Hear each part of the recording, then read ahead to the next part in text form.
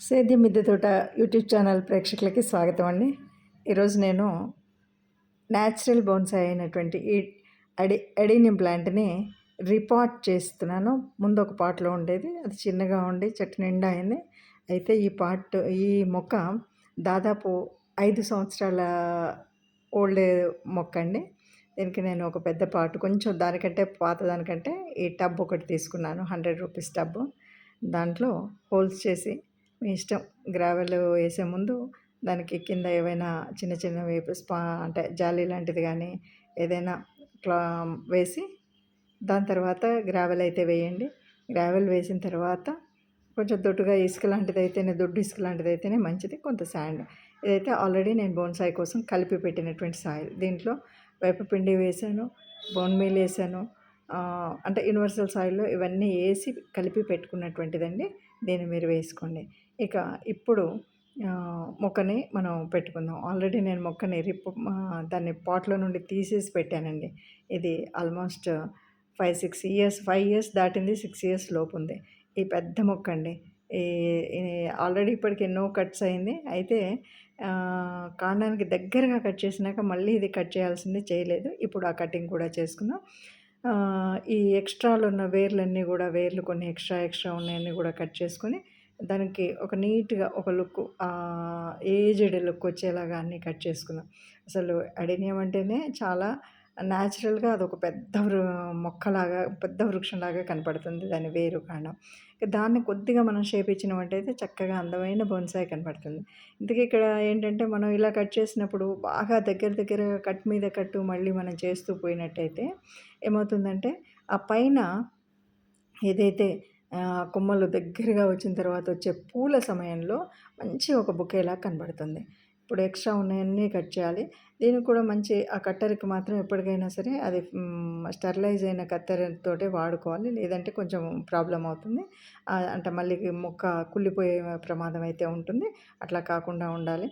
మీరు పసుపును యూజ్ చేయొచ్చు, దాల్చిన చెక్క పౌడర్‌ను యూజ్ చేయొచ్చు. ఇంకా ఫెవికాల్‌ను కూడా మనం కట్ చేసిన చోట పెట్టొచ్చు. మీకు ఏది వీలైతే అది. సరే, ఎక్స్ట్రా ఉన్న కొమ్మల్ని ఒక షార్ప్ నైఫ్ తీసుకొని అయితే కట్ చేయండి. చాలా వరకు ఒకసారి కట్ చేస్తేనే ఇట్లా కట్ అయ్యేలాగా టక్‌మని ఉండేలాగా ఉండాలి. కట్ అయిన దాని మీద మీరు పసుపు రాయొచ్చు, ఫెవికాల్ రాయొచ్చు, దాల్చిన చెక్క పౌడర్ వేయొచ్చు.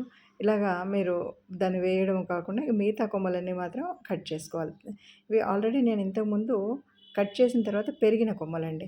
ఈ కొమ్మలు ఏవైతే మనం ఇప్పుడు కట్ చేస్తున్నామో ఇవన్నీ కూడా మళ్ళీ మనం మొక్కల కింద పెట్టుకోవచ్చు. అన్నీ మట్టిలో పెడితే అన్నీ కూడా మళ్ళీ కొమ్మలవుతాయి. అన్ని చెట్లవుతాయి ఈ కొమ్మలన్నీ కూడా.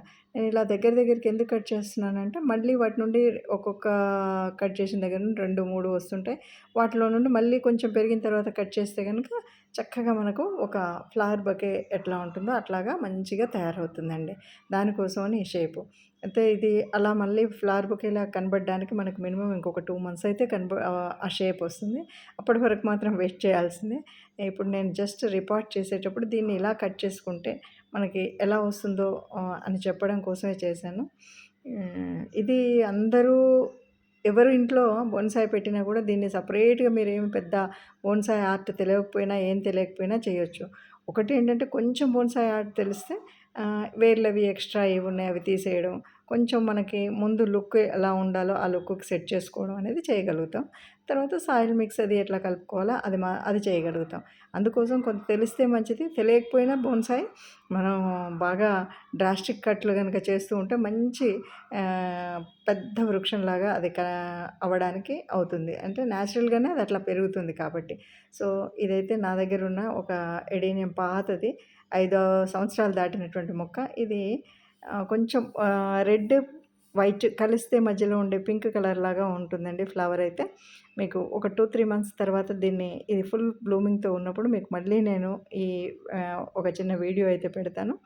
చూడండి, ఇది మళ్ళీ చనిపోకుండా పక్కా ఇందులో మనకి సేవ్ అవుతుంది. ఒకటేంటంటే, ఇప్పుడు ఇందాక మనం కట్ చేసిన ప్రతి మొక్క కూడా మనకి ఒక దాంట్లో నాటామంటే ప్రతీదీ మళ్ళీ మొక్క అవుతుంది. ఎవరికైనా ప్రత్యేకించి కొనుక్కోవడం కష్టం, లేదంటే అంత దూరం వెళ్ళాలి అనుకున్న వాళ్ళు ఎవరైనా ఉన్నా కూడా ఇది అంటే హైదరాబాద్ సిటీలో ఉన్న వాళ్ళు ఎవరైనా ఉంటే కావాలంటే ఇప్పుడు నేను కట్ చేసినవన్నీ కూడా చిన్న చిన్న వాటిలో పెడతాను. ఎవరికైనా కావాలంటే హాయిగా ఈ అడేనియం కొమ్మలతో నాటిన మొక్కలుగా రాబోయేటువంటి వాటిని ఎవరైనా తీసుకోవచ్చండి. సో ఎవరికైనా కావాలి అంటే వాళ్ళ ఫోన్ నెంబరు పెట్టి కామెంట్ పెడితే నేను అడ్రస్ చెప్తాను. మీకు వీలైనప్పుడు వచ్చి తీసుకెళ్ళొచ్చు. దీంట్లో ఏ రకమైనటువంటి అది లేదు. అట్లాగే సో ఓవరాల్‌గా అండి మనం మొత్తం పెట్టిన తర్వాత ఇట్లాగ ఫుల్లు నీళ్ళు ఇచ్చిన తర్వాత ఇమ్మీడియేట్‌గా ఎండలో మాత్రం పెట్టొద్దు. కొన్ని రోజులు కొద్దిగా మళ్ళీ కొత్త చిగుర్లొచ్చే వరకు కొద్దిగా నీడగా ఉండే చక్కగా చిగురిస్తుందండి. ఇదండి ఈ వీడియో. మీకు నచ్చితే లైక్ చేయండి, షేర్ చేయండి.